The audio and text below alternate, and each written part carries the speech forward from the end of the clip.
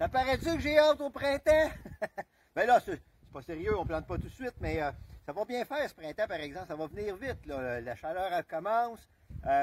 Et puis, si vous remarquez, la terre n'est pas gelée, là. On creuse en dessous de la neige, là. Puis, regardez, la terre n'est pas gelée, pantoute, pantoute, pantoute. Alors, la terre, au fur et à mesure que la neige fond, la terre boit l'eau.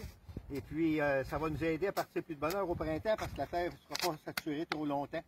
Alors, c'est une bonne chose. On n'a pas besoin d'être inquiète. Plantez pas ça, là. C'est une blague que je faisais, évidemment, là. Et mon petit plant de laitue. Parce que j'ai cultivé de la laitue dans ma chambre froide. Je vous montrerai ça dans une prochaine capsule, de toute façon. Alors, c'est ça. Là, ça va être ici, d'ailleurs, que... Vous vous souvenez, je vous avais montré une capsule où ce que je mettais de la cendre. Fait que ce qui est foncé, c'est justement la cendre de poêle de cet hiver, là, mon poêle à bois que j'ai étendu pour faire fondre la neige plus vite. Ça s'en va vite, là. Ça ne prendra pas bien des journées, puis ça va disparaître, même s'il en reste encore un pied d'épais. Et puis, la terre va être prête à jouer dedans là, assez tôt. Ici, ça va être mes tomates. Fait que ça, c'est sûr, les tomates ne seront pas plantées trop tôt, parce que la terre reste fraîche pareil, même si elle est dégelée. On va avoir 3 rangées de tomates. Ça va à peu près 25 plants, 24 plants. Et sur le bord, j'ai des grillages ici. Ça, on va faire grimper mes cocombes sur le bord ici, là. Et puis, ça, c'est comme une serre, mais c'est pas vraiment une serre, c'est juste un abri, parce que les tomates, je les mets toujours sous abri. Ça, je vous avais montré ça dans d'autres capsules, là.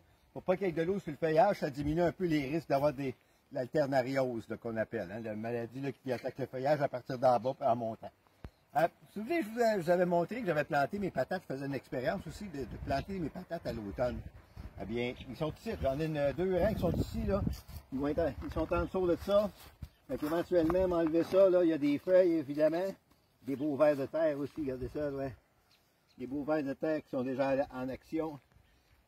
Alors, les autres sont en train de manger la matière organique, fait qu'ils vont fertiliser mon sol.